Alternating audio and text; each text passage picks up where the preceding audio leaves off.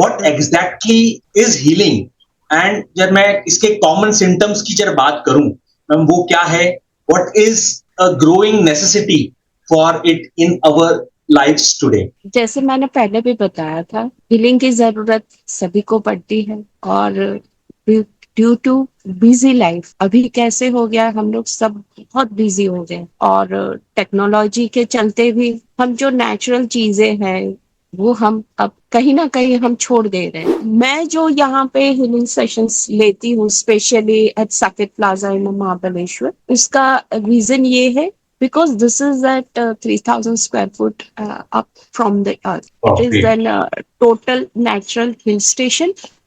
यहाँ पे plus point ये है कि ये एक नेचुरल जंगल और एनवायरनमेंट है। आर्ट थेरेपी उन छात्रों की भावनात्मक लचीलापन को कैसे मजबूत कर सकती है जो स्कूल में बुलिंग या सोशल एंजाइटी की जब मैं बात करूं ऐसी चुनौतियों का सामना करते हैं। देखिए, सबसे पहले तो जब कोविड आया था तब से ये डिजिटल और ये सब कुछ बहुत ही बढ़ गया राइट और राइट लोगों के बीच में बहुत सारी चीजें ये आ गई उसकी वजह से। लेकिन हम अगर बात करें स्टूडेंट्स की, तो अब क्या हो गया ना कि पेरेंट्स को स्टूडेंट्स को वो केयर नहीं देगी। मैं जब ये बताती हूँ तो लोगों को बुरा बहुत लगता है कि मैम ऐसे बात करती, बट ये फैक्ट है। Welcome to Yogi Ram podcast. On High Demand, we are honored to have again Dr.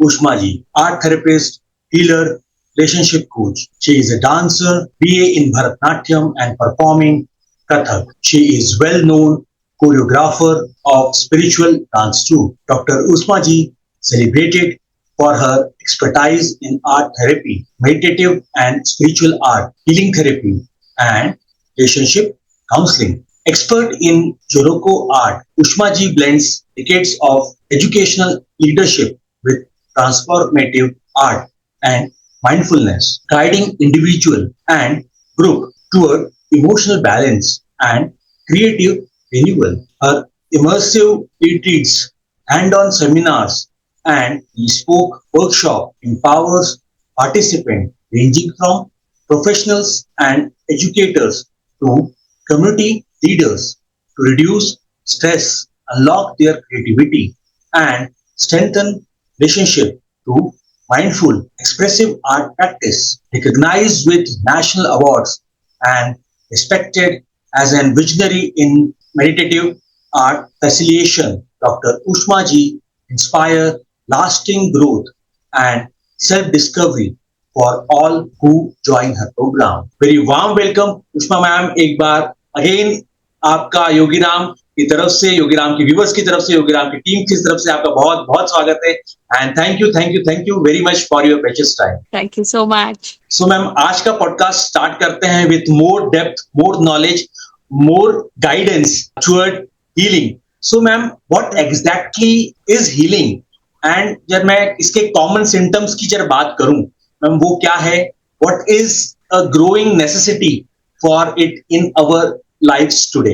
जैसे मैंने पहले भी बताया था, हीलिंग की जरूरत सभी को पड़ती है और ड्यू टू बिजी लाइफ अभी कैसे हो गया, हम लोग सब बहुत बिजी हो गए और टेक्नोलॉजी के चलते भी हम जो नेचुरल चीजें हैं वो हम अब कहीं ना कहीं हम छोड़ दे रहे हैं। तो हीलिंग इसलिए जरूरत पड़ती है कि कहीं हम कुछ चीजों को अब छोड़ देते हैं। हमें ऐसे लगता है कि क्योंकि अब लोग ऐसे बोलते हैं दिल जो चाहता है वो करो, मन में जो आए वो करो, तो उसमें हम इतने सारे ऑक्यूपाइड हो जाते हैं कि हमारी जितनी भी नेचुरल जो हमारी साइकिल्स है उसको हम कहीं ना कहीं भूल रहे हैं, कहीं ना कहीं हम उसको छोड़ ही दे रहे हैं। हीलिंग के लिए जब सिम्टम्स होते हैं तो चिड़चिड़ापन लगता है, कहीं अकेलापन लगता है। हमारे हमारे जितने रिलेशनशिप होते हैं, जितनी प्रोफेशनल रिलेशनशिप्स होती है, ज्यादा करके असर प्रोफेशनल रिलेशनशिप्स पे ही हमको देखने मिलता है। जहाँ पे लोग जॉब करते हैं वहीं पे उनके टीम के साथ कुछ रिलेशंस अच्छे नहीं होते हैं। लोग ये कहते हैं जिसने मुझे ऐसे बोल दिया, मैनेजर के साथ रिलेशंस अच्छे नहीं होते, एचआर टीम के साथ तो लोगों को बहुत प्रॉब्लम्स होती है। तो तब उनको ऐसे लगता है कि नहीं, हमारा कोई सुन नहीं रहा है। ये सब चीजें सिम्टम्स दिखाई देती है। उनको नींद नहीं आनी, ये सबसे बड़ा सिम्टम्स होता है, जिनको हम इनमोसिया बोलते हैं। तो ये सिम्टम्स होते हैं। कई बार किसी लोगों को कुछ कलर्स पसंद नहीं आते हैं, वो लोग हम्म, सडनली ब्लैक कलर्स में चले जाते हैं। तो ये सब सिम्टम्स होते हैं जो हमको दिखाई देते हैं। कई बार ऐसे भी होता है कि कुछ स्टूडेंट्स हैं हम्म, जो कि आगे की स्टडीज के लिए वो लोग हॉस्टल्स में रहते हैं। हाँ हाँ, तो right, वहां पे समझ रहा हूँ। लैक ऑफ फैमिली अटैचमेंट के लिए भी उनके अंदर ये हम सिम्टम्स देख पाते हैं। Some of the people who are working and who are living in the PG or maybe in the working hostels. So we see the symptoms in that also. And that time they need healing therapy. Okay ma'am, जैसा आपने बताया improving manager personnel या professional relationship, सो कितना significance है, कैसे healers और मैं जब बोलूं आर्ट थेरेपिस्ट, आप जैसे एक्सपर्ट कैसे हेल्प करते हैं, इम्प्रूव करते हैं इस चीज को मैनेज करने में, जो इंटर रिलेशनशिप है, पर्सनल की जब मैं बात करूं, प्रोफेशनल रिलेशनशिप की जब मैं बात करूं, सो क्या वो सिग्निफिकेंस चेंज आप लोग गाइड करते हैं, हेल्प करते हैं? मैम इसके बारे में प्लीज बताइए। कई बार ऐसे होता है ना कि लोगों को सुनने वाला कोई नहीं होता है, और हम्म। सुनने से ज्यादा लोग एडवाइस देना ज्यादा पसंद करते हैं। कई बार ऐसे होता है ना कि किसी ने अगर कह दिया कि अरे आज मेरे साथ ऐसे हो गए, तो सामने वाला बंदा ये बोलेगा अरे तुम ऐसे करो, तुम ऐसे करो। People need always a good listener, and even I believe in that always be a good listener.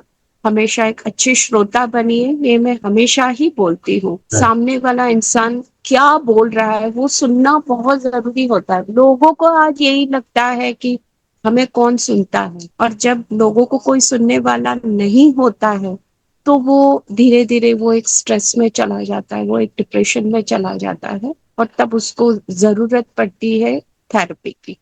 काफी टाइम ऐसे होता है कि देखिए, अगर ग्रुप मीटिंग्स भी होती है जहाँ पे कोई प्रेजेंटेशन दे रहा है, उस वक्त भी ऐसे ही होता है कि किसी ने प्रेजेंट किया है तो उसी का ही सुनते हैं। मेरे हिसाब से अगर आपने 12 की टीम की मीटिंग की है या 20 की टीम की मीटिंग की है, each and every person should get a time to present दरअसल, उनको सभी को सुनना चाहिए। तो ये चीजें वहां से भी निकलती है कि हमको तो सुना ही नहीं, हमको तो चांस मिला ही नहीं। So when people are there जिनको कोई सुनता नहीं है, तब उनको ये थेरेपी की जरूरत पड़ती है। और जब हम हीलिंग सेशंस देते हैं तो सबसे पहले हमारा काम यही होता है कि उनके हम सिम्टम्स को वेरीफाई कर सके। तो हम उनके साथ में कम से कम 1 मंथ तक हम उनके साथ एक सेशंस चलाते हैं, जिसमें हम उनको पूरी तरह से we just listen to them, क्योंकि जब तक हम उनको पूरा सुनेंगे नहीं, हम उनके ऊपर थेरेपी नहीं कर पाते हैं। और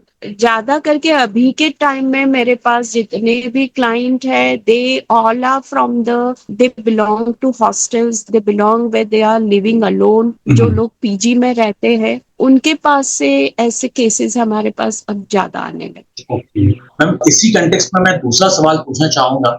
सो how do you choose the right place environment for the therapy session, और क्या क्या फैक्टर्स हैं जो आपके इस चॉइस को इन्फ्लुएंस करते हैं कि ये अब होना चाहिए? एंड इसी से कनेक्टेड, अभी आप जहाँ पे वर्कशॉप ले रही हैं, अभी आप जहाँ पे सेशन ले रही हैं, मैम इसके बारे में भी थोड़ा सा प्लीज बताइए। जी हाँ, जरूर। हीलिंग सेशंस के लिए है, या किसी को स्ट्रेस है, एंजाइटी है, रिलेशनशिप्स प्रॉब्लम है, किसी को कैरियर काउंसलिंग की जरूरत है, या कुछ डिसीजंस लेना है। देखिए, कभी कभी डिसीजंस नहीं ले पाने से भी उनको हीलिंग की जरूरत पड़ती है। So okay. We force people, I advise personally people to be in this environment. अगर वो ये एनवायरमेंट में नहीं रहते हैं तो हमारे लिए वो डिस्ट्रैक्ट हो जाते हैं। हम ऑनलाइन सेशंस लेते हैं, लेकिन वो डिस्ट्रैक्शन बहुत होता है, because with their comfort zone they talk to us. But where right now I am, this is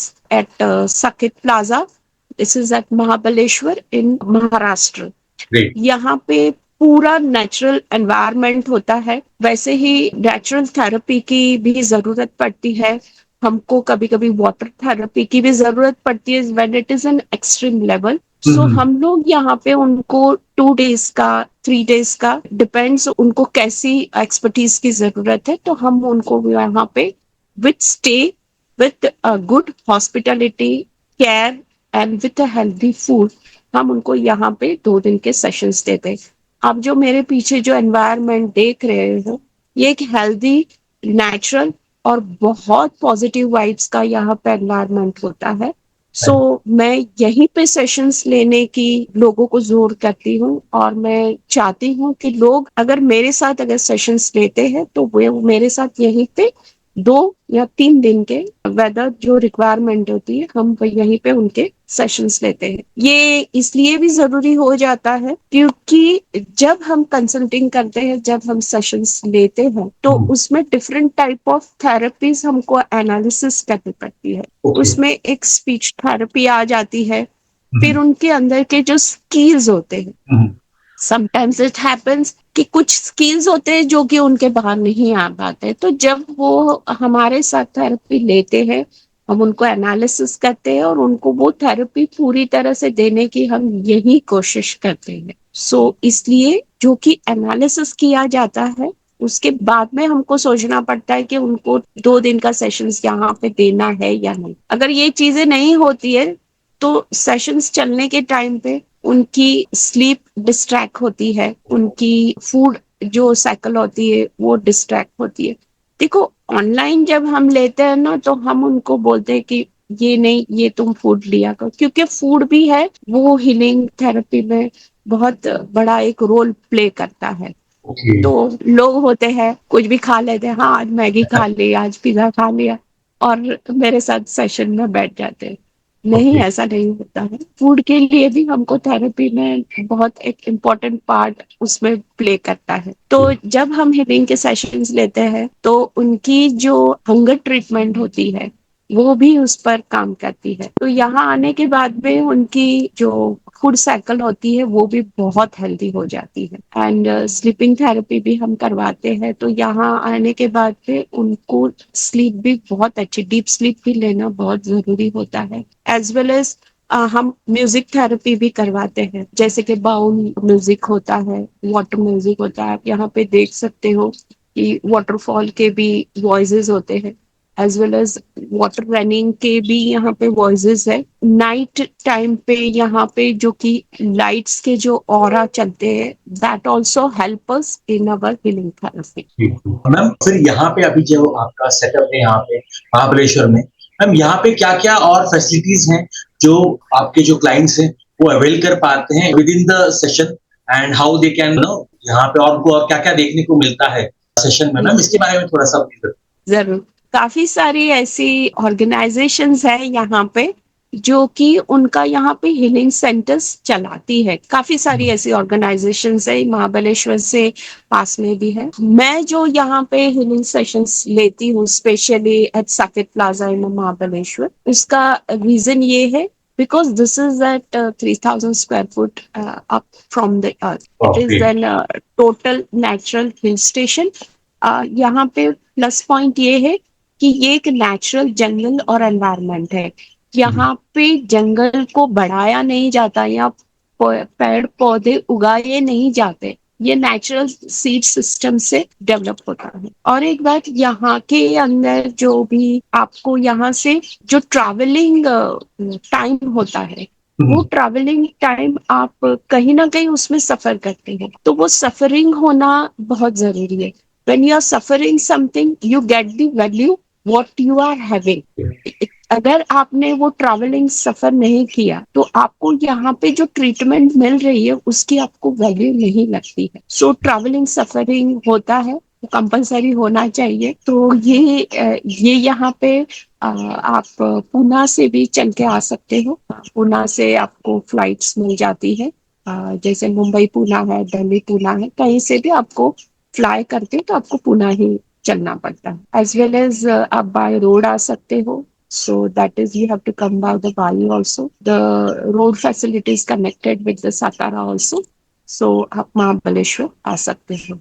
यहाँ पे totally जो natural environment है, you will see the plants which are there, they all are the Vastu base also. And There are very mind peaceful. The coloring flowers are there. The flower colors are also not that which will irritate you. The wonderful flower colors are there. आप यहाँ पे देखेंगे जो कुछ भी colours किए जाते हैं वो माइंड को बहुत पीसफुल देता है। हमारा फर्स्ट डे यहाँ पे होता है, हम उनकी वेलकमिंग सेरेमनी करते हैं। मैंने आपको उसके फोटोज शेयर किए हैं। Yes. उसके बाद में हम उनका रजिस्ट्रेशन यहाँ पे करवाते हैं। यहाँ पे हमारा जो सेशन एरिया है जो कि बेनिफिट है, जो कि 100 कैंडिडेट्स की कैपेसिटी रखता है, लेकिन हम ज्यादा करके 50 कैंडिडेट्स तक ही रखते हैं। उसमें उनको हम हीलिंग के क्या दौर है, किस तरह से हीलिंग को हम उसको रिप्रेजेंट कर पाते हैं, वो हम उनको प्रोजेक्टर पे दिखाने की कोशिश करते हैं। प्लस यहाँ पे हमारे पास जो स्टे फैसिलिटी है वो बहुत वंडरफुल है। आपको यहाँ पे हॉस्पिटलिटी बहुत अच्छी और फेमिलियर मिलती है। एज वेल एज यहाँ पे this one type of pyramid जैसा एक शेप में ट्री हाउस है। So that is an such a wonderful place to meditate yourself. बहुत अच्छी एक प्लेस है ये। सो यहाँ पे हम मॉर्निंग से लेके आफ्टरनून तक हम सेशंस करते हैं। उनमें उनको ब्रेकफास्ट, लंच और सब कुछ मिल जाता है। शाम के टाइम पे हम उनको विजिट्स पे ले जाते हैं। यहाँ के एरियाज, यहाँ की जो फेमस प्लेसेस है उसको एक्सप्लोर करने के लिए, क्योंकि हमारी थेरेपी में प्लेसेस को एक्सप्लोर करना भी जरूरी होता है। क्योंकि वो एक कंफर्ट लेवल से आप जो ट्रैवलिंग करके आए, that was you had faced the troubles and things, then you are having an again a comfort level. Again we are taking them to survive what exactly the nature are there, because हम बहुत दूर भाग रहे हैं nature से। सो हमारी therapy इस तरह से चलती है। हम उनको एक्सप्लोर करने के लिए ले जाते हैं। यहाँ पे बहुत सारी जगहें हैं जो कि एंशियंट सिटी से है। यहाँ पे हम वहां पे उनको ले जाते हैं। इसमें और एक पार्ट आता है, वो है स्पिरिचुअल जर्नी का। तो स्पिरिचुअलिटी के हिसाब से यहाँ पे बहुत सारे पुराने टेम्पल्स हैं। उन मंदिरों में और पत्थरों से बनाए हुए यहाँ पे मंदिर है। तो हमारे सर्किट प्लाजा में जो हमारी टीम है वो हमको बहुत अच्छी तरह से वहां तक ले जाती है। And each and every person know the real history of Mahabaleshwar campus. So ये एक बहुत एक अच्छा एक एनवायरनमेंट हो जाता है, क्योंकि ये हीलिंग के अंदर बहुत जरूरी हो जाता है। When we are giving them a therapy, when we are there in a process of a therapy, this is very much necessary to explore the places where we are right now. So यहाँ की team बहुत अच्छी है, बहुत cooperative है। सो ये सब हमारी थेरेपी के और हीलिंग के हमारे सेशंस चलते हैं। द वेलकमिंग थेरेपी, उसमें हम उनको वेलकम इस तरह से करते हैं ना कि उनका आधा जो स्ट्रेस होता है वो वहीं निकल जाता है। और ज्यादा करके ऑर्गेनाइजेशंस ये नहीं करते, लेकिन हम यहाँ पे ये करते हैं। उसके बाद में रजिस्ट्रेशन होता है, फिर वो फ्रेशन अप होते हैं, देन उनको आईडी वगैरह दिया जाता है। Then we go for the speech therapy. उसके बाद में उनका लंच दिया जाता है, फिर थोड़ा रेस्ट करते हैं। मैं कोशिश करती हूँ उनको थोड़ा पावर स्लीप का भी उनको थोड़ा सा टाइम मिले। वो 4 o'clock तक चलता है, मॉर्निंग टू 4 के बाद हम उनको थोड़ा एक्सप्लोर करने के लिए प्लेसेस लेके जा। जी ma'am, talking more about therapy, therapeutic context में जब मैं बात करूं, so how do you define relationship between a person and the art they create? इसके बारे में थोड़ा सा प्लीज बताइए। देखिए, आज ऐसे हो गया है कि हम रिलेशनशिप को बहुत ही इजीली लेने लगे हैं। जैसे मैंने मेरे पहले पॉडकास्ट में भी बोला था कि लोग अब ये बोलते हैं मूव ऑन करो, मूव ऑन करो। मूव ऑन होना ये अपने आप में एक बहुत पेनफुल चीज होती है, जो कि वो ही जानता है जिसके ऊपर ये होता है। और हम आपको रिलेशनशिप के बारे में अगर बताएं तो जिस तरह से उनके हम पॉइंट्स लेते हैं, तो उनको कहाँ पे क्या दिक्कत हो रही है रिलेशनशिप्स में, तो वो हम उनको आर्ट थेरेपी के थ्रू उसको कन्वर्ट करते हैं। सो हम उनको 60 मिनट्स का एक सेशन होता है जिसमें हम उनके साथ में आर्ट थेरेपी करवाते हैं। आर्ट थेरेपी करते वक्त वो जो लाइनिंग्स है या उनके जो स्क्वायर्स है, जो ट्रायंगल्स है, जो कि हम डूडलिंग से स्टार्ट करते हैं। डूडलिंग एक आर्ट थेरेपी है, उसके बाद में जेंटेंगल एक आर्ट थेरेपी आती है। वो दो थेरेपी करने से हमको पता चल जाता है कि अब इसको मेडिटेटिव आर्ट थेरेपी की जरूरत है या नहीं। मेडिटेटिव आर्ट थेरेपी है वो कम से कम आप 120 मिनट्स या 140 मिनट्स, उससे भी ज्यादा मिनट्स जब वो थेरेपी चलती रहती है तो हम उनको मेडिटेटिव आर्ट थेरेपी में उनको हम डाइवर्ट कर सकते हैं। ज्यादा करके लोग ये सोचते हैं कि डायरेक्ट मेडिटेटिव थेरेपी में हम ले जा सकते हैं, लेकिन ऐसा नहीं होता है। डायरेक्ट मेडिटेटिव आर्ट थेरेपी में ले जाने से एग्जैक्ट जो रिजल्ट चाहिए वो नहीं मिलता है। लोग ये सोचते हैं हाँ हमको मंडाला आ गया, हमने कर दिया, हमने डिजाइन कर दिया, हम अभी उसको सेल भी करते। बट आई बिलीव आप उसको स्टेप बाय स्टेप अगर करते हो, जैसे पहले जेंटेंगल है फिर डुडलिंग है, या पहले डुडलिंग है या फिर जेंटेंगल है, ये दोनों चीजें डिफरेंट है। डिपेंड्स कि उनके सिम्टम्स कैसे है। हम ज्यादा करके अंडर एज होते, 15 के अंडर एज होते, उनको हम डुडलिंग करवाते हैं, फिर हम उनको मेडिटेटिव आर्ट की तरफ उनको कन्वर्ट करते हैं। जब तक कि मेरी थेरेपी है, मैं ज्यादा करके अंडर एज स्टूडेंट्स है या अंडर एज मैं नहीं लेती हूँ, क्योंकि उनको मेरे साथ 2 दिन यहाँ पे रह के सेशंस करना मुश्किल हो जाता है, because then I have to ask their parents to come with me. तो मैं नहीं लेती, लेकिन अबव 18 होता है and when the parents are convinced to send them with me, so then I go with them as entangled therapy. In that then we convert them in a meditative therapy. Meditative therapy करवाने के वक्त एक music therapy भी उनको दी जाती है। उसके बाद में वो धीरे से the slowly, all process is very slowly. People think that we need a fast result, but that doesn't possible. Moving to the next question, an important one. For those who struggle to find words, how does the art piece act as a primary translator of their internal word? उन लोगों के लिए जो शब्द को खोजने में संघर्ष करते हैं, एक कलाकृति उनके आंतरिक संसार के प्राथमिक अनुवाद, ट्रांसलेशन की जब मैं बात करूं, के रूप में कैसे कार्य करती है? कसं आहे ना की जसं मी सांगते की लोक बोलू शकत नाही आणि त्यांना स्वतःला एक्सप्रेस करण्यासाठी त्यांना खूप स्ट्रगल करावी लागते।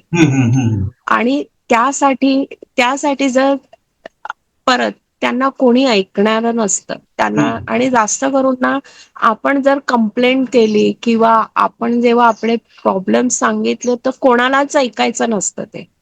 लोकांना आजकाल कोणाचे प्रॉब्लेम्स आहे किंवा कोणाची कंप्लेंट आहे, कोणाचं पेन आहे, ते ऐकण्यास बिलकुलच इंटरेस्ट नसतो।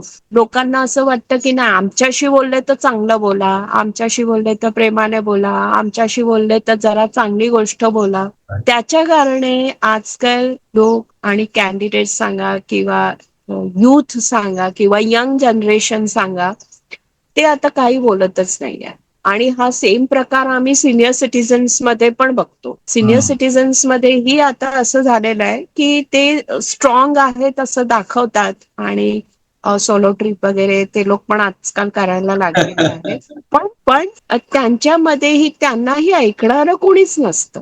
आणि जेव्हा त्यांना कोणीच ऐकणार नसतं, आणि असं नाहीये त्यांनाही फुल लाईफ त्यांनी जे स्ट्रगल केलेली आहे, त्यांच्याकडे जे पेन असतं, त्यांना जे सांगायचं असतं कोणीच नसतं, त्यावेळी आम्ही जर त्यांच्याकडनं जेंटेंगल थेरपी जर करून घेतली तर ते ना सिनियर सिटीजन्स कडनं जर आम्ही जेंटेंगल थेरपी जर करून घेतली ना तर ते खूप चांगली निखरून येते, खूप सुंदर येते। आणि त्यावरून आम्ही मग त्यांना मेडिटेटिव्ह आर्ट थेरपीमध्ये आम्ही कन्वर्ट करतो आणि ते कन्वर्ट केल्यानंतर खूप सुंदर त्यांचं ते आर्ट आणि क्रिएशन निघून येतं. कारण ते बोलू शकत नाहीये. काही कॅन्डिडेट्स सिनियर सिटीजन्स असतात त्यांना जे सांगायचं असतं, बिकॉज आम्ही याच्यामध्ये कलर्स पण मॅचअप करतो की तुम्हाला या थेरपीमध्ये कुठला कलर तुम्हाला माइंडला तुम्हाला शांतता देते. तर आम्ही जास्त करून लाईट ब्ल्यू कलर्स आहे, पिंक कलर्स आहे,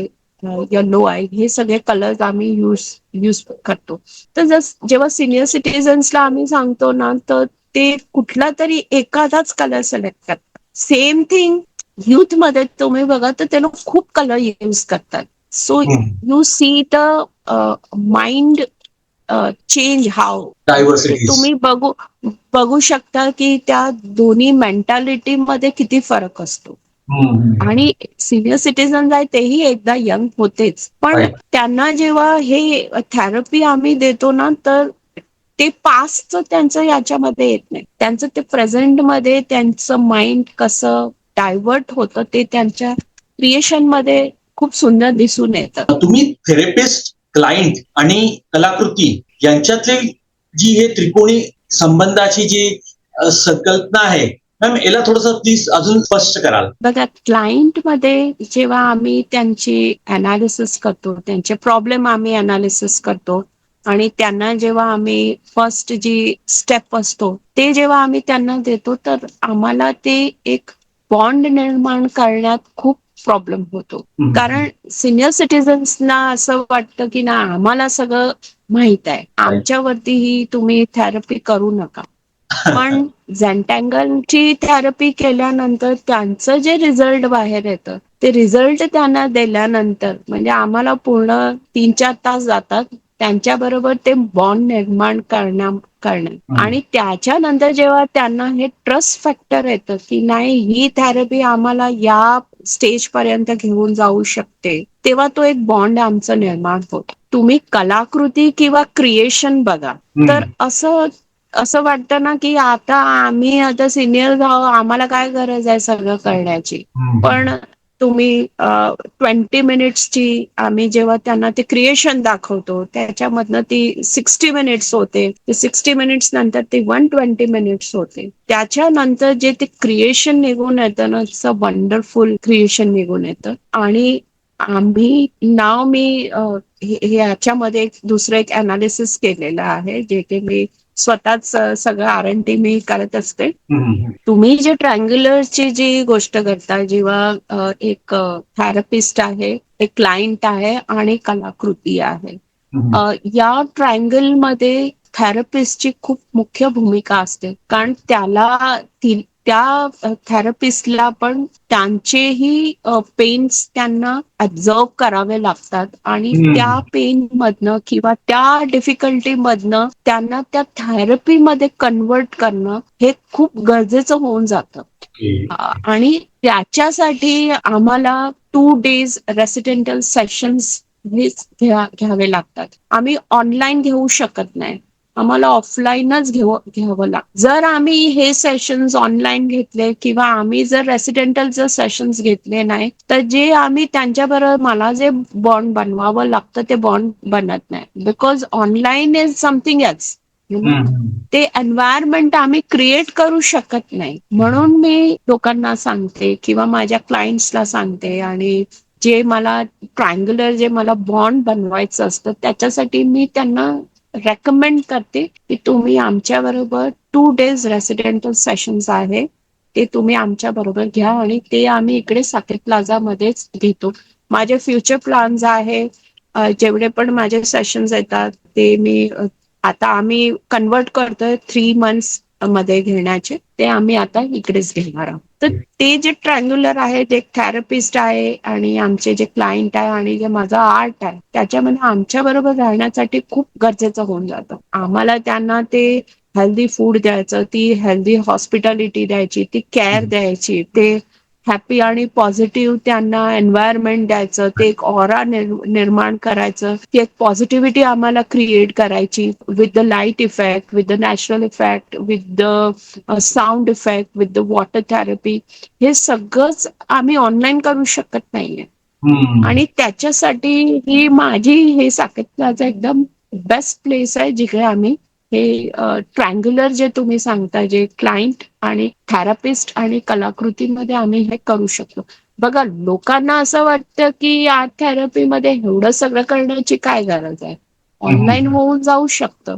ऑनलाईन होतं, पण एक्झॅक्ट तुम्हाला जर फायनल रिझल्ट पाहिजे असेल, जर तुम्हाला असं वाटतं की नाही आता हे हिलिंग मधून परत जर आपल्याला त्या पेन मध्ये किंवा ते जर तुम्हाला सर्वाइव्ह नाही करायचं आहे, तर तुम्हाला हे करणं म्हणजे रेसिडेंटल ऑफलाईन सेशन्स तुम्हाला करणं खूप गरजेचं होऊन जातं. आणि ते शक्य तेव्हाच होतं जेव्हा तुम्ही रेसिडेंटल सेशन आमच्या बरोबर करता, आणि तेव्हा आमचं निर्माण होतं दॅट ट्रँग्युलर रिलेशनशिप बॉन्ड, जे मला क्लायंट बरोबर करायचं असतं. आणि I am very much blessed about it की त्या क्लायंट बरोबर आमचे रिलेशनशिप लाईफ लॉंग राहतात. Talking more about youth, more about students, art therapy उन छात्रों की भावनात्मक लचीलापन को कैसे मजबूत कर सकती है जो स्कूल में बुलिंग या सोशल एंजाइटी की, जब मैं बात करूं, ऐसी चुनौतियों का सामना करते हैं, क्योंकि आजकल ये बहुत ज्यादा देखा जाता है, सोशल एंजाइटी एंड स्कूल में या जो ये रहता है, बुलिंग का भी थोड़ा एक फैक्टर रहता है, या कॉम्पिटिटिव फ्रेंड्स रहते हैं, उनके पास कुछ चीजें और अच्छी होती हैं, कुछ चीजें नहीं होती हैं, या जब मैं यंगस्टर की बात करूं तो किसी के पास आईफोन होता है, किसी के पास एंड्रॉइड फोन होता है, तो वो एक सोशल एंजाइटी क्रिएट करता है. So how this help in their, जो है वेरी स्पेसिफिकली जब मैं बात करूं इमोशनल रिसाइलेंस की बात करूं, वो जो भावनात्मक लचीलापन है वो कैसे इंप्रूव करता है, स्ट्रॉन्ग करता है, मैम इसके बारे में भी प्लीज बताइए. देखिए, सबसे पहले तो जब कोविड आया था तब से ये डिजिटल और ये सब कुछ बहुत ही बढ़ गया, राइट, और राइट. लोगों के बीच में बहुत सारी चीजें ये आ गई उसकी वजह से. लेकिन हम अगर बात करें स्टूडेंट्स की, तो अब क्या हो गया ना कि पेरेंट्स को स्टूडेंट्स को वो केयर नहीं देंगे. मैं जब ये बताती हूँ तो लोगों को बुरा बहुत लगता है कि मैम ऐसे बात करती, बट ये फैक्ट है. क्योंकि अब ऐसे हो गया है कि एक से चलता नहीं है तो दो को चलना पड़ता है सरवाइव होने के लिए. And they totally depend on care taker, और मे बी देखिए, ग्रैंड पेरेंट्स के पास परवरिश करना बहुत अच्छी बात होती है, लेकिन आजकल वो भी पॉसिबल नहीं हो पाता है. तो स्कूल्स के स्टूडेंट्स होते हैं, उनमें ये इसलिए हो जाता है because parents started comparing their children with other children also. And other children के साथ भी अगर आप कंपेयरिंग करते हो तो ठीक है, चलो मान लिया कि उसके इतने परसेंटेज आते हैं या उसका ये अच्छा, आपका क्यों नहीं है. लेकिन आजकल पेरेंट्स अपने बच्चों की कंपैरिजन सेलिब्रिटी के बच्चों के साथ भी करने लगे हैं. तो ये एंजाइटी की एक क्या बोलते, एक शुरुआत यहीं से होनी स्टार्ट हो जाती है स्टूडेंट्स में. एज वेल एज वो यही सोचते हैं आजकल पेरेंट्स की, हमारे बच्चों को कुछ ऐसा कैरियर मिलना चाहिए, just they should earn lot, they think that only. आज की हमारी मेंटालिटी यही है. अगर आप बॉयज के लिए देखें तो भाई अच्छा पढ़ेगा नहीं, अच्छा कमाएगा नहीं, अच्छी नौकरी नहीं मिलेगी, अच्छी बीवी नहीं मिलेगी. लड़कियों के लिए भी यही होता है कि भाई तुम पढ़ लो, पढ़ोगी तो अच्छी गृहस्थी चला पाओगी. ये दोनों चीजें हैं, ये दोनों की कंपैरिजन नहीं करनी चाहिए, क्योंकि हम आजकल के पेरेंट्स करते ही है. क्यों करना है हमको? सेलिब्रिटीज के जो हम बच्चों की बात करें या उनकी परवरिश की बात करें, वो उनकी जगह पे है, लेकिन कहीं ना कहीं वो इस दौर से गुजरे हैं. मैंने अभी एक इंटरव्यू सुना था, उन्होंने बहुत अच्छी बात की थी. आई थिंक काव्या जी है, वो बहुत अच्छी साइकोलॉजिस्ट है. उन्होंने बहुत अच्छी बात की थी कि when I am asking my parents कि मुझे 500 रुपीज की जरूरत है, दे दीजिए, मुझे ये क्लासेस करने हैं. जैसे मैं मेरी बात बताऊं, when I was in 1987 to 88, I was very much fond of doing Bharatanatyam. My one of friend she was doing, तो मैं उसी के क्लास में जाना चाहती थी. Hmm. That time the fees was only the 70 rupees per month, 70 rupees. So when I asked my parents कि मुझे आप उसमें फीस करवा दो, तो मुझे मना करते. वो कागड़ देना हमको नहीं करना, हमारे में नहीं करते. Okay, okay. और तुमको जो करना है वो खुद तुम करो. And that was the period when the board exam हो जाती है और हमारा वेकेशन पीरियड लंबा चलता है, तो लोग डिफरेंट टाइप ऑफ उस टाइम पे क्लासेस करते थे. कोई टाइपिंग करता, because that time the computer was not introduce. I Right, am right. Talking about 80 Hmm. So लोग टाइपिंग करते थे, कोई शॉर्ट हैंड सीखने जाता था, कोई फ्रेंच लैंग्वेज सीखने जाता था, जो कि हमको जॉब में यूजफुल होता था. उस टाइम पे बहुत बुरा लगता था कि हमको फीस नहीं देते हैं एक्स्ट्रा करिकुलर एक्टिविटी करने के लिए. लेकिन जब हम खुद, you know, I use to work in, मैं रेफरेंस एक एसटीडी बूथ में, आपको पता होगा पहले एसटीडी बूथ्स होते थे. Right, right. So Yes. I used to work in that, in a STD booth. I used to get 300 rupees salary per month, and with that I had started my Bharatanatyam course with that by paying my own fees. Great. सो वो काव्या जी ने भी बहुत अच्छी एक बात बोली थी कि जब उन्होंने 1000 रुपीज पेरेंट्स से मांगे कि मुझे ये चीज सीखनी है, तो उन्होंने मना कर दिया. Hmm. सो हमारे पेरेंट्स हमको मना इसलिए करते थे, they refuse to give us an amount for the curricular activity because they want us to face, they want us to survive, that how you earn the money. Hmm. आज हम देखेंगे तो पेरेंट्स उनको रेडी प्लेट दे देते हैं. Everything is ready for that. They don't survive, Right. They don't struggle to earn the money. हमारी सब चीजें हैं वो कहीं ना कहीं अर्न मनी से ही स्टार्ट होती है. भाई पैसे कैसे कमाने हैं, तो उनके लिए एंजाइटी की शुरुआत यहाँ से हो जाती है. और पेरेंट्स एक साथ बहुत सारी चीजें दे देते हैं. Right. आप ये जो बात बोल रहे हैं ना, मैं एक इंसिडेंस बताती हूँ. मेरे काफी सारे कजिन्स हैं जो कि आउट ऑफ इंडिया रहते हैं. Hmm. They keep their children's Saturday, Sunday, they keep too much occupied by attending one class to other. Sketching, ballet, these, that, or many classes. Right. I asked them that why you are not giving them a freedom. Just chill out the time. हमारे यहाँ पे हम Saturday Sunday क्या करते हैं, तो हम बहुत खेलते हैं या भी प्ले क्रिकेट और समथिंग. वहां पे ऐसे नहीं होता है. दे से कि वहां पे अगर बच्चों को हमने फ्री छोड़ दिया, मतलब माइंड अगर उनका ऑक्यूपाइड नहीं रखा, so they turn to drug addicts, जो कि आउट ऑफ इंडिया बहुत हो रहा है. सो वहाँ के पेरेंट्स की मेंटालिटी ये होती है कि उनको एंजाइटी से दूर रखने के लिए उन लोग टोटली उनको ऑक्यूपाइड रखते. वहाँ की ट्रीटमेंट अलग होती है, हमारी ट्रीटमेंट अलग होती है. Right. हमारे यहाँ पे हम दूसरे के साथ कंपैरिजन करके उनको करिकुलर एक्टिविटीज में डालते हैं, जिसकी वजह से उनको एंजाइटी के ट्रॉमास आते हैं. वी डोंट आस्क देम कि तुमको क्या अच्छा लगता है. We see what is and good for our pocket and we allow them. हमारे यहाँ पे ऐसे होता है. तो स्टूडेंट्स के साथ स्कूल्स में एंजाइटी की शुरुआत यहीं से हो जाती है. इसके राइटिंग्स अच्छे हैं, इसका ये अच्छा है, इसकी बैग्स अच्छी है, उसको ड्राइवर छोड़ने आता है, स्कूटी पे आता है. देखो गुजरात में बहुत होता है ये. We are found of coming by a bike. बहुत कम एज में उनको टू व्हीलर्स मिल जाती है. Right. बहुत कम एज में उनको मोबाइल फोन मिल जाते हैं. तो डिजिटली जो कि हम चीजें देखें, तो उनकी एंजाइटी की शुरुआत वहीं से स्टार्ट हो जाती है.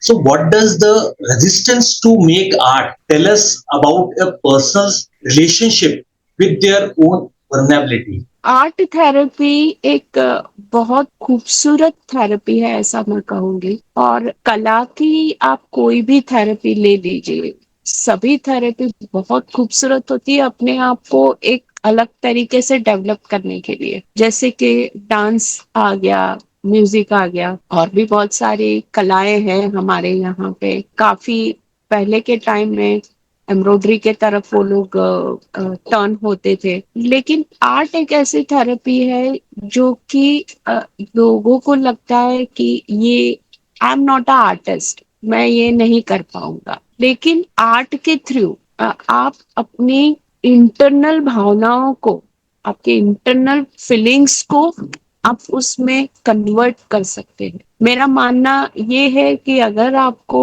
डांस के थ्रू भी जाना है तो आप सबसे पहले आर्ट थेरेपी कीजिए। मैं ऐसे क्लाइंट्स को भी पहले आर्ट थेरेपी करवाती हूँ, then I convert them in a dance therapy. में काफी ऐसे मेरे क्लाइंट्स हैं जिसको मैं डांस थेरेपी के लिए भी भेज देती हूँ। मतलब वो लोग भरतनाट्यम में भी जा चुके हैं, काफी मेरे यहाँ से एनालिसिस होके उन लोग कथक में भी जा चुके हैं। काफी ऐसी डांस ऑर्गेनाइजेशन है और क्लासेस और एकेडमीज होती है जो कि मेरे साथ जुड़ते हैं, क्योंकि उनको पता है कि ये यहाँ से पूरी तरह से निखर के आएगा, तो हम्म, उसके बाद में हम उनको कन्वर्ट उस तरफ करते। तो थेरेपी जो है, आर्ट थेरेपी है, वो बहुत नेसेसिटी हो जाती है ये एनालाइज करने के लिए कि इसको अब किसकी जरूरत है। तो ये चीजें हमारी आर्ट थेरेपी से निकलती है। अब काफी सारी ऐसी चीजें होती है कि कोई ये सोचता है कि नहीं हमको म्यूजिक में भी जाना है, तो हम उसमें भी भेजते, बट डायरेक्टली उनको उसमें कन्वर्ट करने से अच्छा है कि हम उनका माइंड है उनको टोटली हम उनको, जो उनके अंदर जो नेगेटिविटी होती है, हम उनको टोटली फ्लश आउट करते हैं हमारी आर्ट थेरेपी से। आर्ट थेरेपी बहुत वंडरफुल है और उसी के दौरान हम करते हैं। Ma'am, moving to the next question. You have worked on a meditative art so far. How are you now integrating meditative art therapy and healing together? देखिए, काफी टाइम से मैं इस पे एक एनालिसिस कर रही थी, रिसर्च कर रही थी मैं कि आर्ट थेरेपी को मैं किस तरह से हीलिंग में कन्वर्ट कर सकती हूँ। मैं इंटरनेशनल प्लेटफॉर्म पे भी अब काम कर रही हूँ। मेरा जो इसके ऊपर जो मैंने रिसर्च किया है उसको एक्सपर्टीज करने के लिए अब इंटरनेशनल प्लेटफॉर्म पे भी मेरी जो थेरेपी है वो जा चुकी है।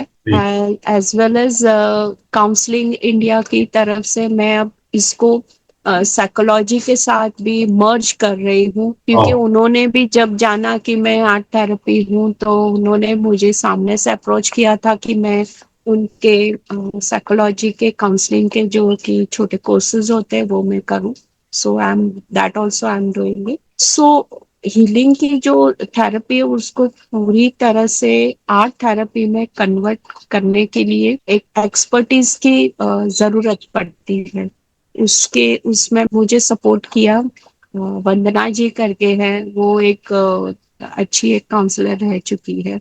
उनके साथ मिलकर मैंने ये डिस्कस किया था। तो she is a very good counsellor also. तो हम दोनों ने मिलके ये सोचा कि हम इसको पूरी तरह से आर्ट थेरेपी में हम लोग कन्वर्ट कर देंगे। वहीं ये हुआ कि कहीं हमारा माइंड, मेरा खुद का माइंड, बहुत बार हम कुछ चीजों से डिस्ट्रैक्ट हो जाते, ज्यादा करके hmm, मेरी बहुत ट्रैवलिंग हो जाती है क्योंकि मैं ऑफलाइन ही ज्यादा सेशंस लेती हूँ। great. तो ज्यादा ट्रैवलिंग होने से भी मुझे माइंड मेरा डिस्ट्रैक्ट रहता है, कहीं कुछ हेल्थ इश्यूज हो जाते हैं। So I had analysis the thing on myself. तो Mhm. ये आर्ट थेरेपी करने के बाद में मुझ में से जो वो चीजें थी वो पूरी तरह से निकल गई है, पूरी तरह से। Mhm. तो जब मैंने वंदना जी से ये बात की तो हम दोनों ने मिलकर ये सोचा कि हम इस हीलिंग में आर्ट थेरेपी को हम मर्ज कर देंगे। Mhm. क्योंकि देखिए, ज्यादा करके ऐसे होता है कि मैं कभी राजकोट होती हूँ, कभी जामनगर होती हूँ, कभी अहमदाबाद होती हूँ, कभी मैं जहाँ पे मैं प्रैक्टिस कर रही हूँ बोरसद उसके आसपास के गाँव में मैं होती हूँ। और मेरे साथ काफी ऐसे होता है कि काफी ऐसी एनजीओज है और सोशल एक्टिविटीज करने वाली जो क्लब्स होती है, दे आर डिमांडिंग कि आप हमको वीडियो भेज दीजिए। Okay. मैंने आपके टेलीकास्ट में पहले भी बताया था कि मैं अपने सेशंस के वीडियो किसी के साथ शेयर नहीं Mhm. करती हूँ, because that thing is a very delicated things. और एक बहुत नाजुक मुद्दा होता है, बहुत एक नाजुक एक डेलिकेट सब्जेक्ट होता है जिसको मैं थेरेपी के थ्रू उसको मैं कन्वर्ट करती हूँ। So I don't want my sessions video that should go to people. जी हाँ, लेकिन जो मेरे कैंडिडेट्स होते हैं उनको लगता है कि ये थेरेपी मेरे साथ वर्क करती है, तो वो लोग वो वीडियोस अपनी तरह से वो वायरल करते हैं। तो जब थेरेपी को, हीलिंग और आर्ट थेरेपी को व्हेन आई मर्ज देम, सो ये जो रिजल्ट जो मेरे सामने आया है बहुत खूबसूरत आया। मैं खुद भी आपको बोल दूं कि when I used to travel, so I avoid eating. मैं ये सोचती थी कि नहीं, मुझे ज्यादा फूड नहीं लेना है, और फूड नहीं लेने से वो मेरी हेल्थ को, मेरे माइंड को कहीं ना कहीं वो डिस्ट्रैक्ट कर रहा था। लेकिन आर्ट थेरेपी करने के बाद में, जो कि मैं एनालिसिस करती हूँ, मैं बहुत अच्छी तरह से फूड एंजॉय करती हूँ, अच्छी तरह से फूड ले लेती हूँ, हेल्थी फूड ले लेती हूँ। आप देखेंगे तो थोड़ा मेरा स्किन टोन है वो भी थोड़ा चेंज हो गया। That is because of the art therapy. One thing, आप जो मर्ज करने की बात कर रहे हैं, मैंने कल ही एक एनालिसिस किया था, जबकि मैं ट्रैवलिंग में नहीं करती। So you just see the wonderful result. ये मैंने कल किया था, ये आर्ट थेरेपी से किया, ये स्पिरिचुअल बेस है पूरा। तो ये इस तरह से बहुत खूबसूरत कल रिजल्ट ये निकल के आया सीधे से। बहुत बढ़िया, बहुत बढ़िया, बहुत खूबसूरत ये रिजल्ट, या कल कल निकल गया। और उसी वक्त मेरा एक कंसल्टिंग चल रहा था, तो when I showed her, she said नहीं ये मंडाला है। मैंने कहा हाँ मंडाला है, लेकिन ये पूरा एनालिसिस किया गया है। Because when you are traveling for that time, not possible to jump directly into art. You won't be able to create that. काफी ऐसे देखिए आर्टिस्ट है, मैं बोलूंगी कि काफी आर्टिस्ट है जो कि लाइव पेंटिंग करते हैं, जो बहुत सारा ट्रैवलिंग करने के बाद में कहीं पे भी रुक जाते हो, वो लाइव स्कल्पचर होते हैं या लाइव पेंटिंग करते हैं। सो उनके लिए भी मैं बोलूंगी कि आप अगर ये थेरेपी को अगर अपने आप में एक उनको जगह देते हो, तो वो रिजल्ट बहुत अच्छी तरह से निखर कर आएगा। वो आज यहाँ पे एक देवराई करके एक गांव है, जिसमें एक आर्टिस्ट है, बहुत सीनियर आर्टिस्ट है। वो स्कल्पचर पे काफी अच्छे सेशंस करवाती है वहाँ पे। बट शी ऑल्सो बिलीव कि ऑफलाइन ही होना चाहिए। So I am very much glad कि मुझे वहाँ पे अपॉर्चुनिटी मिली है। अब I am going to visit that, और ये चीजें जो हम मर्ज करना चाहते हैं वो इसमें मर्ज हो जाती है। काफी आर्ट सब्जेक्ट है, अगर आप आर्ट को ही सिर्फ देखें तो काफी सारे हैं। स्कल्पचर है, सेरामिक है, डॉट आर्ट है, और बहुत सारे हैं। फेविक्रिल्स में भी बहुत काम करते हैं लोग, ऑयल पेंट में भी बहुत काम करते हैं, अल्कोहल कलर्स में काम करते हैं, कॉफी कलर्स में भी लोग बहुत काम करते हैं, कॉफी से भी पेंटिंग बनाते हैं, बहुत सारा है। लेकिन इन सब में कन्वर्ट होने के लिए ये आर्ट को करना बहुत जरूरी है। आप थोड़ा सा वक्त अगर इस आर्ट को देते हो, तो आपका जो बेस है, जो आप ओरिजिनल जिसमें जाना चाहते हैं, वो बहुत अच्छी तरह से निखर के आता है। तो मेरा यही होता है कि मैं उसको किस तरह से मर्ज कर पाती हूँ, और मैं यही एनालिसिस करती हूँ और मैं यही रिसर्च करती हूँ। मूविंग टू द यूथ से मैं जॉब होल्डर्स, बिजनेस ओनर्स की मैं बात करना चाहूंगा। So how significant is art therapy for job holders and business owners in managing their daily stress and relationship? बहुत अच्छा क्वेश्चन है। मैं कॉर्पोरेट फील्ड में बहुत काम करती हूँ। हर एक वीक मेरे पास कॉर्पोरेट फील्ड के कॉर्पोरेट में से मुझे अप्रोच करते हैं, और मैं उनके साथ काम करती हूँ। बहुत चलता है आजकल, क्योंकि इतना फास्ट ग्रोइंग चल रहा है अभी हमारे यहाँ पे। आप कोई भी बिजनेस लेके चलो, वो ग्रो होता है। जॉब अपॉर्चुनिटीज भी हमारे यहाँ पे अभी बहुत है, लेकिन कंपटीशन के चलते और कंपैरिजन के चलते चीजें बिगड़ती जाती है, और टारगेट सिस्टम अलग से अब आ गई है। तो ये टारगेट कंप्लीट करना है, तो वो जो दौड़ होती है, उस दौड़ के अंदर उन लोगों को ये स्ट्रेस निकल के आता है। काफी टाइम आप देखेंगे बुकिंग्स नहीं होते, ऑर्डर्स नहीं होते हैं, उनके टारगेट्स नहीं होते हैं, और जो प्रेशर होता है वो सबसे ज्यादा प्रेशर होता है सेल्स टीम के ऊपर, मार्केटिंग टीम पे।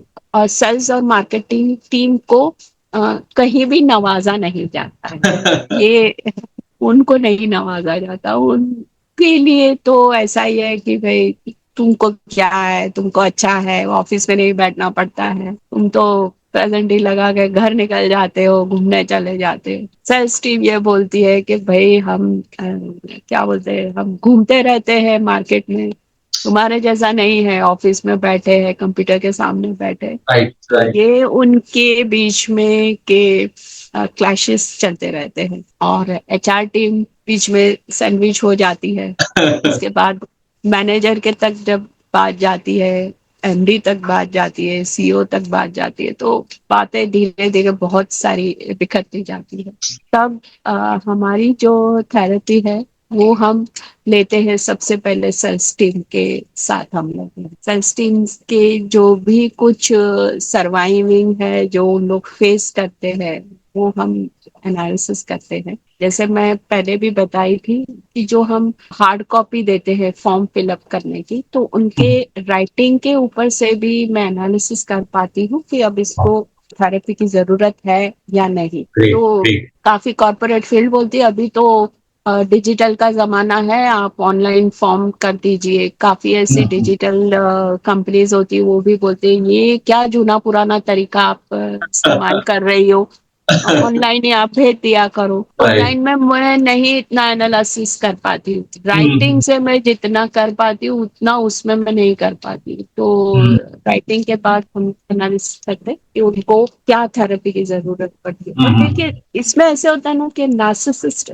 ज्यादा हो जाते हैं कि टीम लीडर है उसने कह दिया वही करना है। टीम लीडर की बात होती है कि वो एक अच्छी एक गाइडलाइन दे, वो पूरी टीम को साथ में लेके चले। लेकिन टीम लीडर जो होता है वो नार्सिसिस्ट कहीं ना कहीं हो जाता है, भैया मैं जो बोलूं वही सच है, what I am telling that is right, if I am telling you go in this line, you have to go in this line only. And that time when the sales team and the marketing team ये कहती है कि जो leader बोल रहा है उसमें ये दिक्कत आ रही है, तो ये जो कम्युनिकेशन गैप होता है उनके बीच में, ये जो उनका जो ईगो जो एरोगेंट होता है वो हम थेरेपी के थ्रू पूरा निकाल देते, फ्लश ऑफ कर देते। तो मेरी थेरेपी इसमें बहुत अच्छी तरह से काम करती है और पिछले 3 महीनों से मैं कॉर्पोरेट फील्ड के साथ बहुत काम कर चुकी हूँ, आगे भी कर रही हूँ। और काफी कॉर्पोरेट कंपनीज, काफी इंडस्ट्रीज मेरे साथ जुड़ी हुई है। एज यूजुअल ये बहुत एक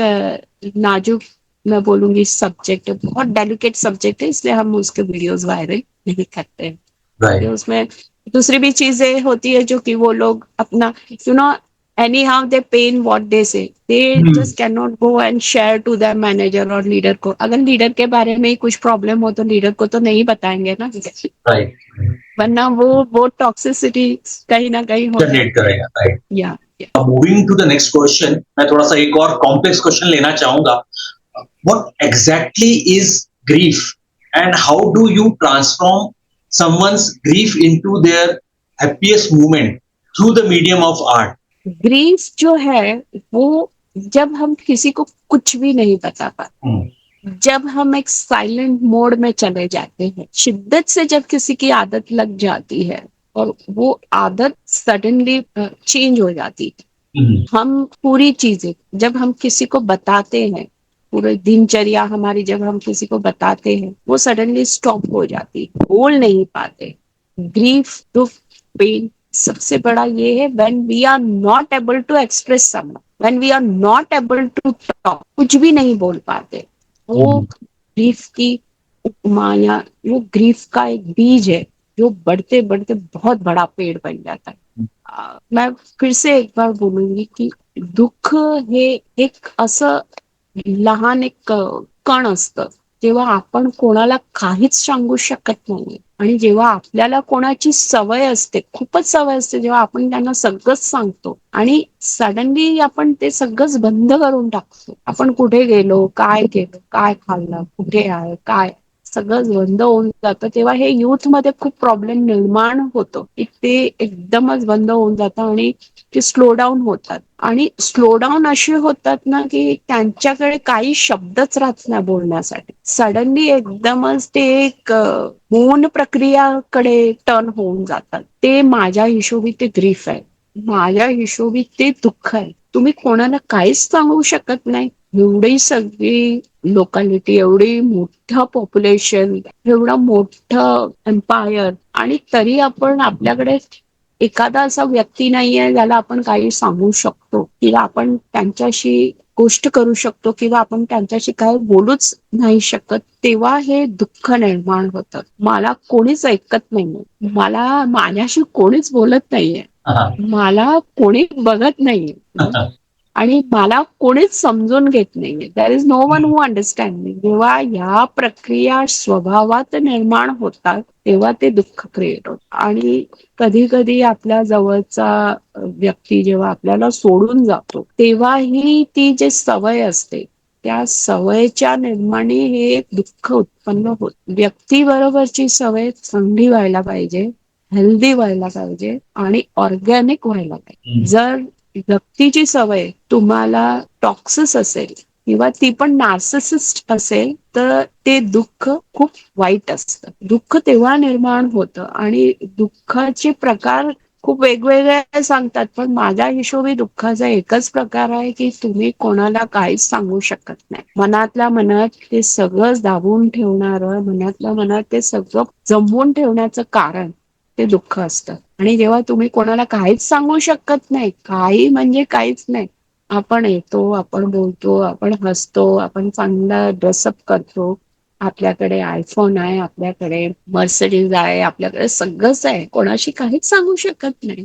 आणि तरीही आपल्याला जेव्हा ऍक्ट करावं लागतं की नाही मी मस्त आहे, मी फाईन आहे, माझं सगळं व्यवस्थित चाललेलं आहे, माझा जॉब, माझा बिझनेस, पण तरी तुम्ही तुमचं पेन, तुमचं सुख, तुमची सक्सेस, तुमचे प्रॉब्लेम्स तुम्ही जर कोणाला सांगूच शकत नाहीये तर ते दुःख. आणि त्या दुःखातनं आम्ही तुम्हाला काढण्याचा पूर्ण प्रयत्न करतो आमच्या आर्ट थेरपीच्या थ्रू. आणि आमच्या इकडच्या जे दोन दिवसाचे जे रेसिडेन्शियल सेशन्स आहेत जे आम्ही इकडे साकेत प्लाझा मध्ये करतो त्याच्यामधून आम्ही ते पूर्ण त्यांना टर्न आउट करण्याचा इकडे पूर्ण प्रयत्न करतो आणि 100% रिझल्ट आम्ही देतो. Great great great. मॅम, एक अजून मी कॉम्प्लेक्स प्रश्न विचारू इच्छितो. सो पुष्कळदा जेव्हा आर्ट थेरपी मध्ये आपण जातो, यू मस्ट हॅव फेस की एक अच्छा कलाकार न होना, मला चांगला कलाकार नहीं हो शकत, या मेरे को अच्छे से ड्राइंग नहीं आती है, I won't be able to do that thing.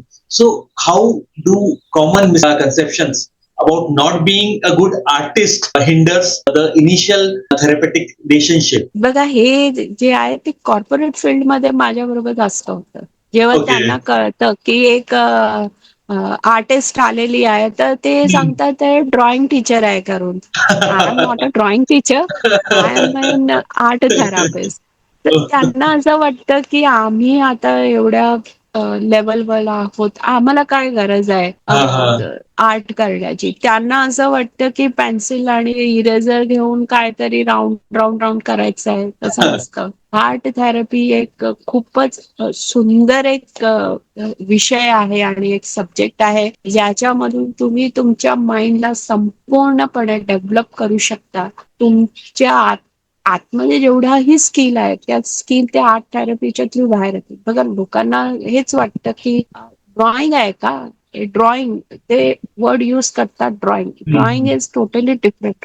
तुम्हाला याच्यामध्ये काय ड्रॉ करायचं नाहीये, तुम्हाला याच्यामध्ये कोणाचा काय पोर्ट्रेट ड्रॉ करायचा नाहीये, हे टोटली डिफरंट आहे. तुमचं माइंड बघा ह्याच्यामध्ये तुम्ही जेवढा टाइम रिपीटेड ही जे तुम्ही याच्यामध्ये मी तुम्हाला दाखवतो the thing is repeating when it is a repeating your mind start thinking of that thing.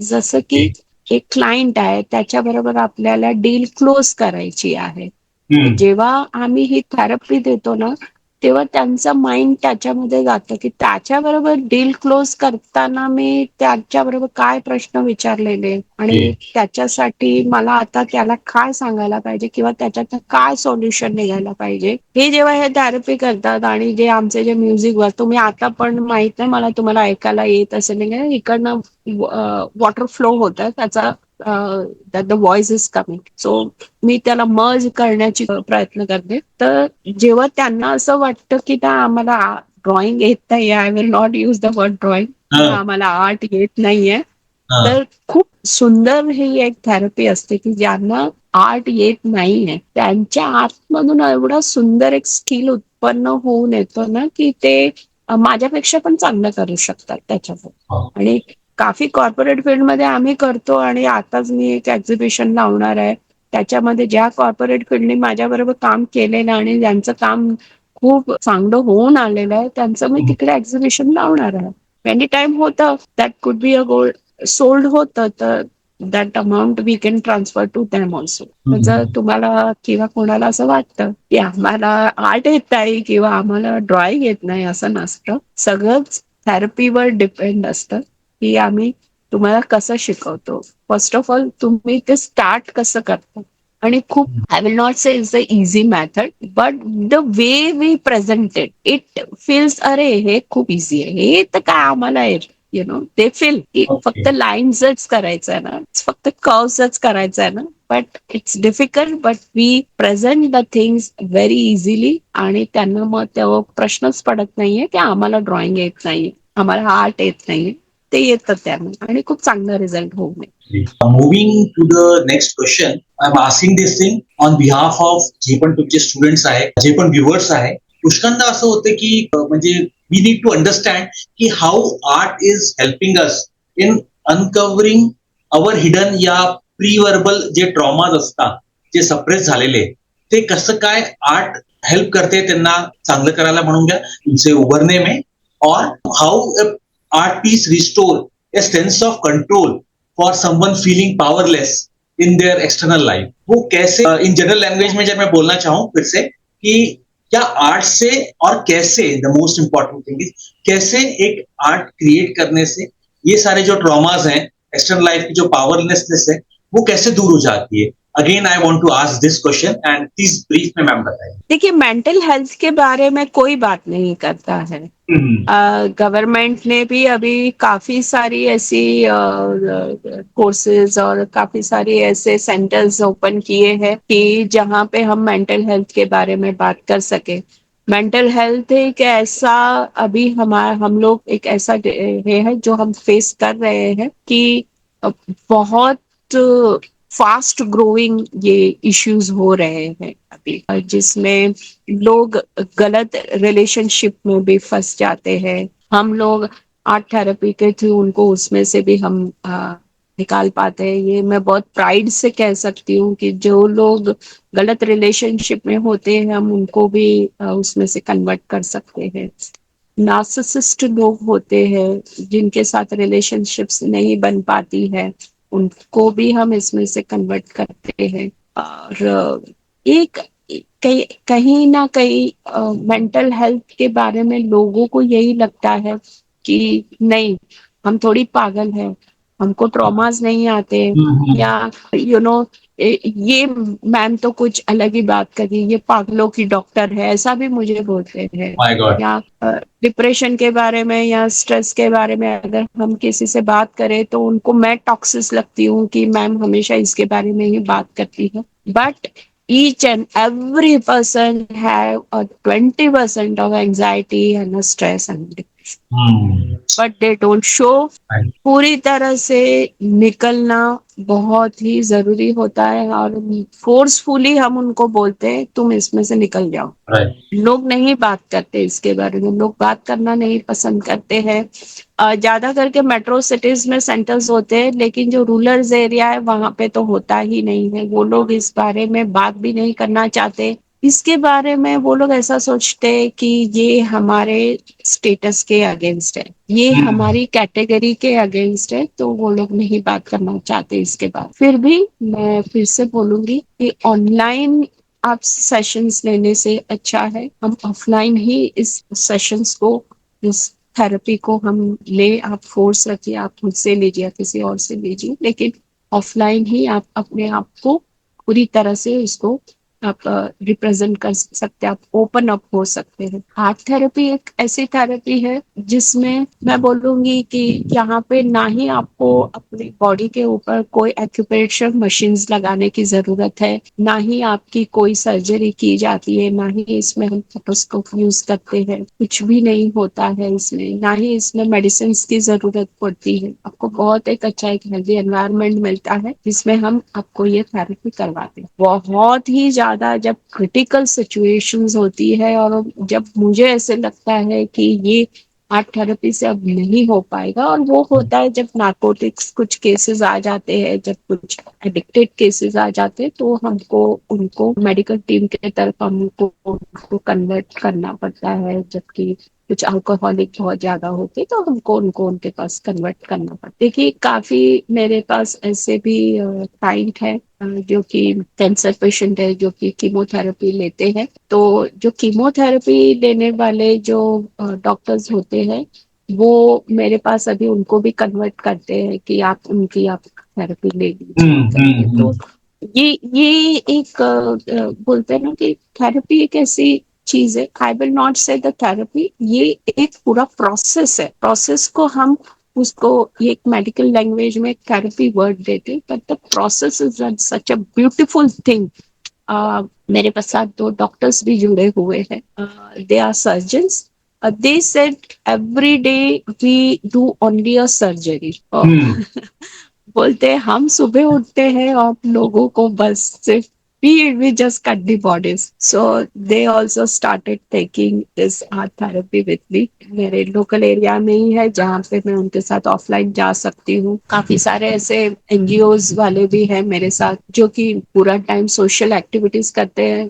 फिर वो कहते हैं कि देखिए सोशल एक्टिविटीज करने के लिए भी हमको खुद को सोशलाइज होना, हमको खुद को स्ट्रांग होना, हमको खुद को एक अपना एक अच्छा एक रुतबा रखना बहुत जरूरी होता है, बट उनको भी जरूरत पड़ती है। तो अब now the slowly slowly now the people are getting with your telecast कि ये चीजें हैं, और इसके अंदर ये मेरी जो आर्ट थेरेपी है वो बहुत काम आती है। मैं बहुत प्राइड के साथ कह सकती हूँ कि इंटरनेशनल ऑर्गेनाइजेशंस भी मेरी ये थेरेपी को, अब वो लोग भी रिसर्च के लिए जब गया है मेरा जो थेरेपी उनके पास, तो they are very what to say the serious about it, that how I did, and I made this empire in within a some very a short time period I have done it. So Great. I'm very much feeling proud about it कि मेरा analysis मेरी therapy लोगों को काम आती है। देखिए earning source है वो एक अलग चीज है, अर्निंग सोर्स बहुत अलग चीज है,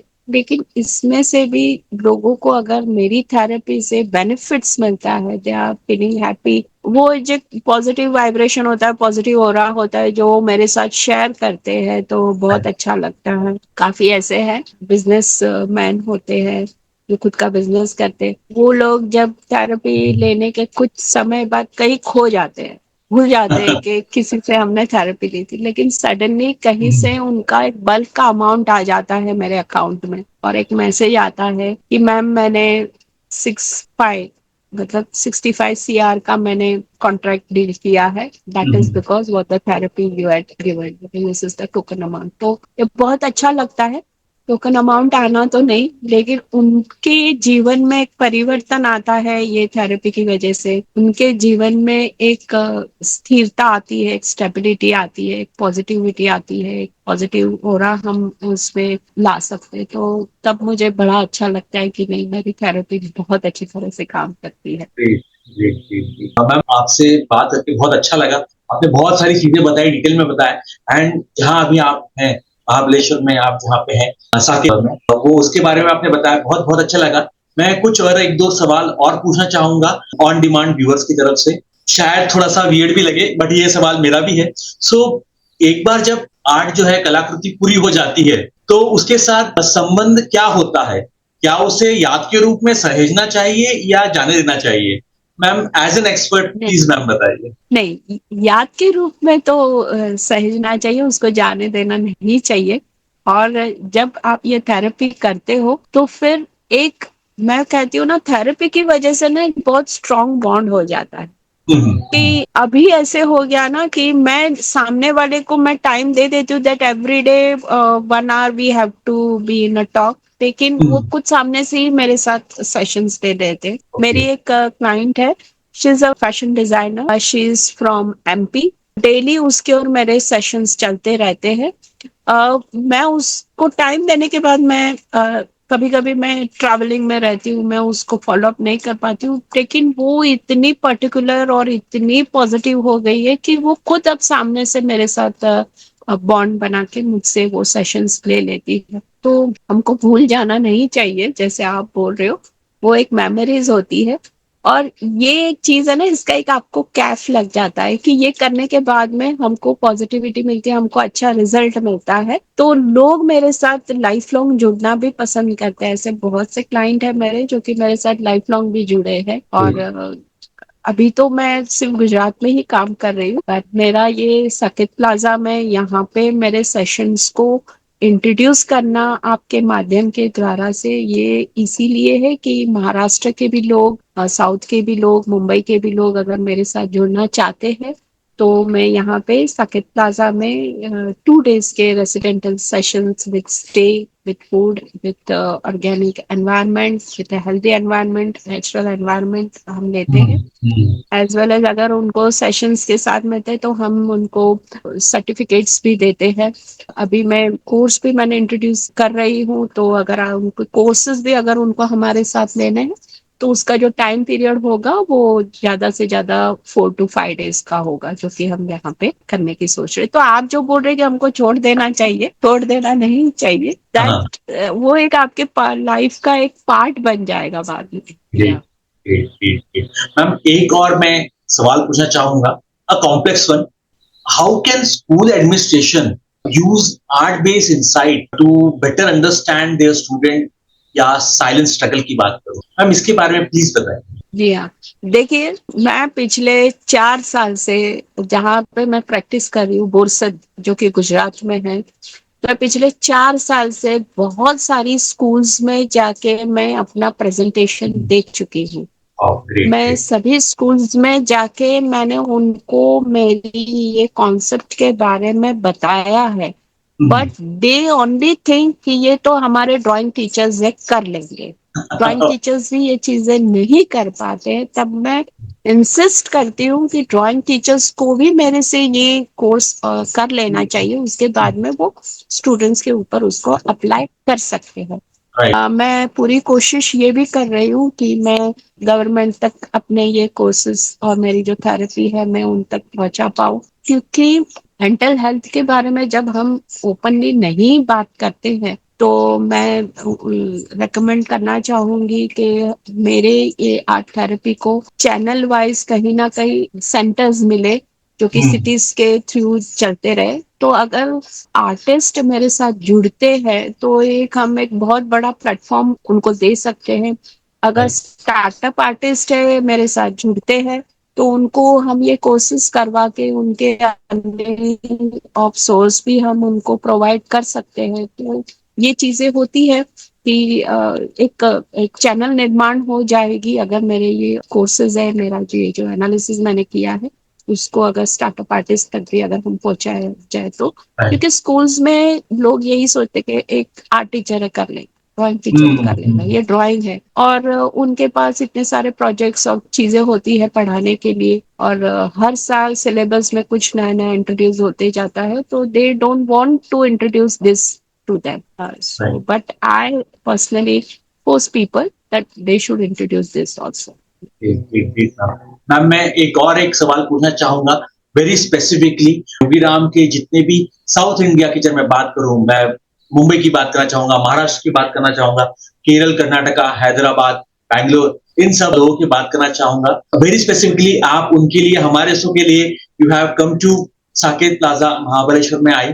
सो इन मराठी, इन हिंदी, आप प्लीज एक बार बताना चाहेंगे आपसे कैसे कनेक्ट हो सकते हैं, अभी आपके क्या क्या वर्कशॉप आने वाले हैं, और वेरी स्पेसिफिकली जब मैं बात करूं साकेत प्लाजा के आपके जो वर्कशॉप्स हैं, सेशंस हैं, इनसे कैसे कनेक्ट हो सकते हैं, क्या फीस है, क्या डिस्काउंट है, कब आगे जो है सेशंस आने वाले हैं, और ऑनलाइन भी कैसे आपसे जुड़ सकते हैं? मैम इसके बारे में हम प्लीज डिटेल में बताएं। जी हाँ, ऑनलाइन तो मैं अवॉइड ही करती हूँ। मैं ऑनलाइन सिर्फ काउंसलिंग और कंसल्टिंग ही करती हूँ। वो करने के बाद में अगर उनको थेरेपी की जरूरत पड़ती है तो मैं रेसिडेंटल सेशंस ही लेती हूँ। उसके लिए जो कि फर्दर मेरे फ्यूचर्स जो सेशंस चलने वाले हैं उसके लिए मेरा पेज है, मेरा एफबी और इंस्टा पेज है, उसके ऊपर आपको डिटेल्स मिल जाएगी।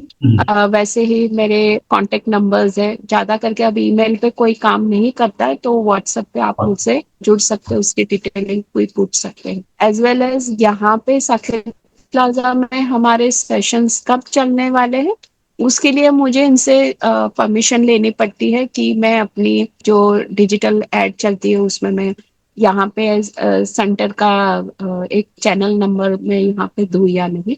तो यहाँ से भी आपको उसकी इंक्वायरीज मिल जाती हो। एज वेल एज आप व्हाट्सएप से मुझे पूछ सकते हो या मुझे मैसेज कर सकते हो, वॉइस मैसेज भी कर सकते हो कि किस तरह से हम यहाँ पे जुड़े। ज्यादा करके हम ग्रुप हीलिंग सेशंस लेते हैं। 20 to 50 कैंडिडेट्स हमको चाहिए और अगर 100 कैंडिडेट्स होंगे तो भी कोई इश्यू नहीं, पर 20 to 50 कैंडिडेट्स के ग्रुप्स में हम चलते हैं। आपको यहाँ पे रेसिडेंशियल सेशंस मिलते हैं। अगर आपको सेशंस लेने हैं, सिर्फ थेरेपी लेनी है तो वो 2 या 3 दिन की चलती है। डिपेंड्स कि हमारा एनवायरनमेंट किस तरह से चलता है। अगर साउथ से अगर यहाँ पे मेरे कैंडिडेट्स आते हैं तो उनके लिए 3 दिन मेरे लिए लेना बहुत जरूरी हो जाता है क्योंकि उनके लिए ट्रैवलिंग इतना हो जाता है। मुंबई महाराष्ट्र से आते हैं तो हम 2 दिन के सेशंस लेते हैं। That will be 2 nights and 3 days। As well as अगर साउथ से आते हैं और अगर उनको मेरा कोर्स करना है पूरा, अगर ये मैं डिप्लोमा देती हूँ इसका, तो फिर आपको हमारे साथ पूरा मंडे टू फ्राइडे तक का उनको हमारे साथ सेशंस यहाँ पे लेने पड़ेंगे। उसकी फीस चलती रहती है, वो बहुत नॉमिनल फीस होती है, तो वो फीस हम डिस्कस करके उसको ले सकते हैं। अगर आप हमारे 2 दिन के अगर सेशंस लेना चाहे तो दैट वर्क्स इन 6399। उसमें हम करवा देते हैं 2 दिन के with stay with food and everything. As well as हम आपके चैनल के साथ ये भी सोच रहे हैं एक प्रोजेक्ट लाने के लिए कि मेरे सेशंस के अंदर जो लोग इसमें निखर के आते हैं, जो लोग ये जिनका निखर के आना है, जिनकी लाइफ पूरी तरह से ट्रांसफॉर्म हो चुकी है, हम चाहते हैं उनका भी हम आपके साथ टेलीकास्ट करें। तो वो जो पूरा प्रोजेक्ट है वो हम अलग से उसको डिजाइन करेंगे और आपके माध्यम से हम उन तक पहुंचाने की पूरी पूरी कोशिश करेंगे। जो डिप्लोमा कोर्सेज चलते हैं उनकी फीस अलग से होती है। जी हाँ, ग्रेट, अच्छा है। I think it will be an honour to the Yogiram team as well as जो भी आपके माध्यम से जुड़ते हैं, सो बहुत अच्छा लगेगा। मैं एक बार योगीराम के सारे व्यूअर्स को बताना चाहूंगा ऑन हाई डिमांड। आज हमने फिर से बात करी डॉक्टर उष्मा जी से, जिनको आप जानते हैं as a therapist, healer, relationship coach and ma'am तो आपने भरतनाट्यम सिखाते हुए, परफॉर्म करते हुए ये भी आपने देखा होगा, एंड कोरियोग्राफर तो मैम है ही स्पिरिचुअल डांस के लिए। मैम ज्यादातर जानी जाती है थेरेपी के लिए, मेडिटेटिव थेरेपी के लिए, स्पिरिचुअल आर्ट के लिए, एंड मैम एक्सपर्ट हैं जुरोको आर्ट के बारे में। मैम ने आज बहुत सारी चीजें बताई टू ट्रांसफॉर्म अस। माइंडफुलनेस की जब मैं बात करूं, इंडिविजुअल्स की बात करूं, ग्रुप की बात करूं, प्रोफेशनल्स की बात करूं, स्टूडेंट्स की बात करूं, बहुत सारी चीजें, बहुत सारी टिप्स, बहुत सारी एनालिसिस, और क्यों ये चीजें इंपॉर्टेंट है, कैसे ये चीजें आप अपने डे टू डे लाइफ में इंटीग्रेट कर सकती हैं। मैडम के गाइडेंस के थ्रू, मैडम के वर्कशॉप्स के थ्रू आप मैम से गाइडेंस लेके जो भी स्ट्रेस है, जो भी एंजाइटीज है, उनको दूर कर सकते हैं। एंड यस, ऑफ कोर्स, वो जो आर्ट है वो आप सीख सकते हैं। वो आर्ट आप बहुत अच्छी तरीके से उसको नॉट मैं ये बोलूं यूज, बट आप उसके हेल्प से आप आर्ट भी बना सकते हैं और आपकी लाइफ भी ट्रांसफॉर्म कर सकते हैं। मैम ने बहुत अच्छी अच्छी चीजें बताई। मैं एक बार फिर से योगीराम के सारे व्यूअर्स से मैं मैम का थैंक्स बोलना चाहूंगा। Thanks for your ma'am precious time. बहुत अच्छा लगा।